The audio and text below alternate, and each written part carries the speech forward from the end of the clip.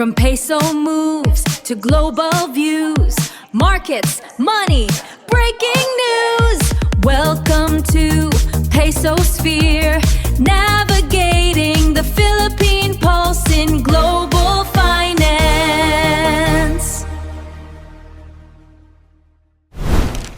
Hello everyone! Welcome to Pathosphere, navigating the Philippine pulse in global finance, ang podcast kung saan pinag-uusapan natin ang galaw ng global na ekonomiya. Ako ang inyong host, Marco Mercado, ang inyong kismosong tagasuri ng merkado. At ako naman ang inyong co-host, Ella Economia, ang inyong kaibigan sa pag-intindi ng ekonomiya.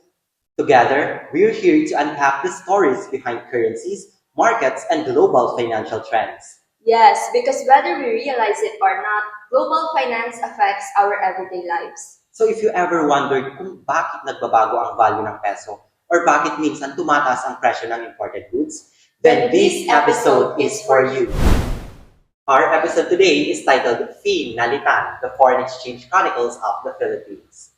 Foreign exchange or forex refers to the global market where different currencies are being bought, sold, and exchanged. At dito pumapasok ang malaking tanong, bakit ba nagbabago ang value ng currencies? And bakit kaya minsan lumalakas ang peso or minsan naman humihina ito laban sa US dollar? And more importantly, why should Filipinos care about exchange rates?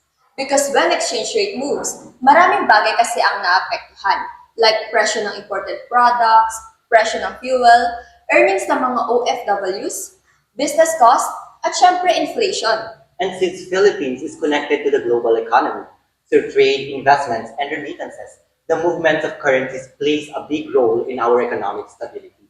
So to help us understand this better, we invited three special guests for today. Our first guest represents the central banking perspective. Please welcome Mr. Emilio Remy Remolonia Jr., inspired by a representative from the Bangko Sentral ng Pilipinas. Magandang araw, Marco at Ella, sa lahat na nakikinig sa Pesosphere. I'm glad to be part of this discussion. Magandang araw, Sir Remy. Let's start with the basics. Kapag naririnig kasi ng mga tao ang foreign exchange, parang complicated kasi siya agad. So in simple terms, ano po ba talaga ito?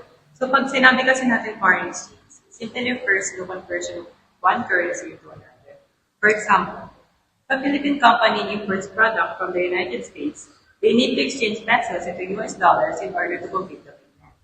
This process happens in the global foreign exchange market, which is actually the largest financial market in the world, where trillions of dollars are traded every day. So sir, bakit po ba nagbabago ang value ng currencies tulad ng peso? So, currencies fluctuate mainly because of the supply and demand. Kapag kasi mas maraming gustong bibili ng dollars kaysa peso, lumalakas ang dollars at humihina ang peso. But there are also other factors such as interest rates, inflation, economic performance, investors' confidence, and the global economic condition. For example, kapag mataas ang interest rates sa isang bansa, mas ma-attractive ito sa foreign investors.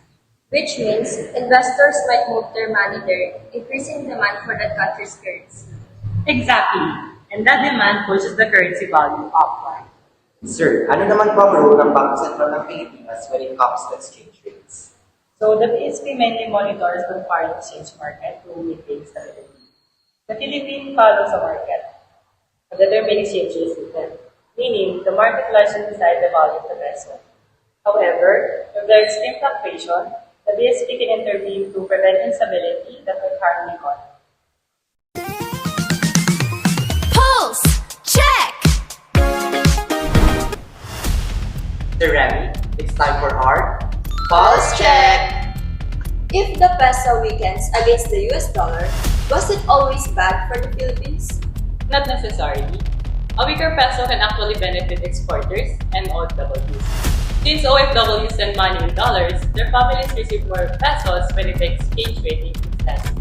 However, imports like fuel, machineries, and electronics become more expensive, which can contribute to higher inflation.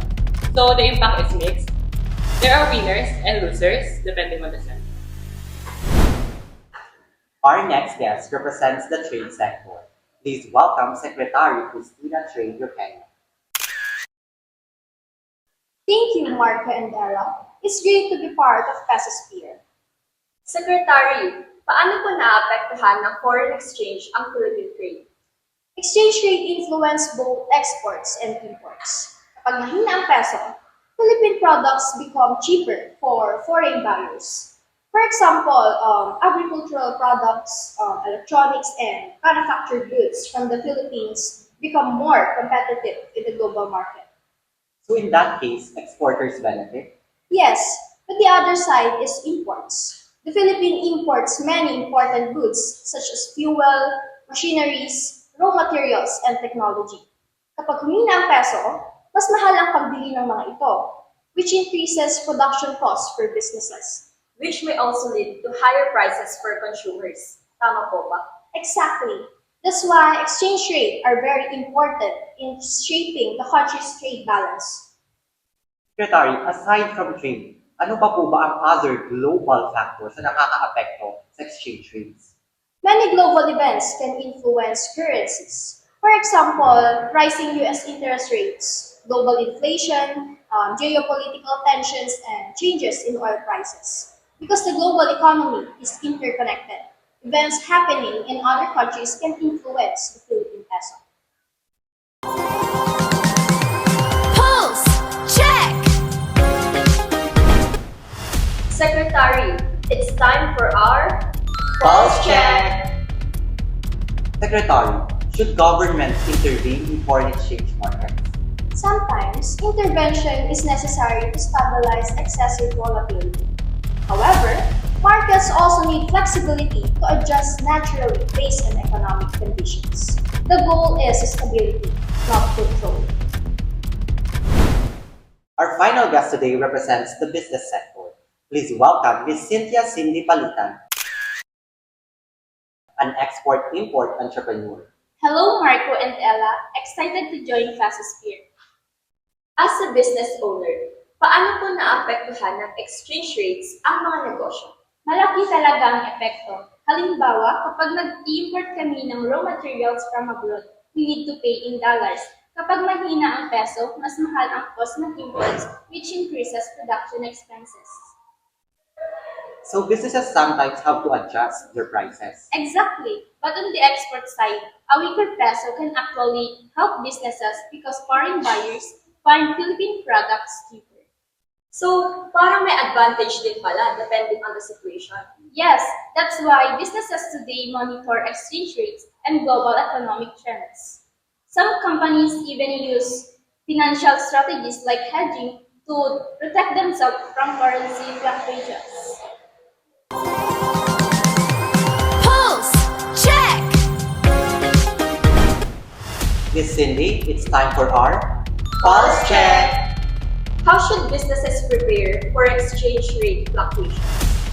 Businesses should monitor global markets, diversify suppliers, and plan their pricing strategies carefully. Understanding currency trends helps businesses stay competitive and avoid sudden financial risks. And that's for today's discussion on foreign exchange and Philippine economy. Today, we learned that exchange rates affects many aspects of our lives, from trade and businesses to remittances and inflation.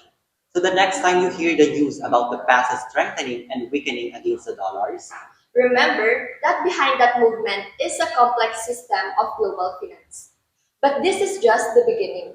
in our next episode, we will explore the powerful role of OFW remittances in the Philippine economy. How this money sent from abroad shape our financial system. Find out in the next episode of Pesosphere. This has been Pesosphere Navigating the Philippine Pulse Stay in Global tuned. Finance. Don't go away. But More may risk ba insights kapag coming your masyadong umaasa ang way. ating foreign From reserve peso sa pambayad moves ng to global view. Up next on Peso Sphere, just for you.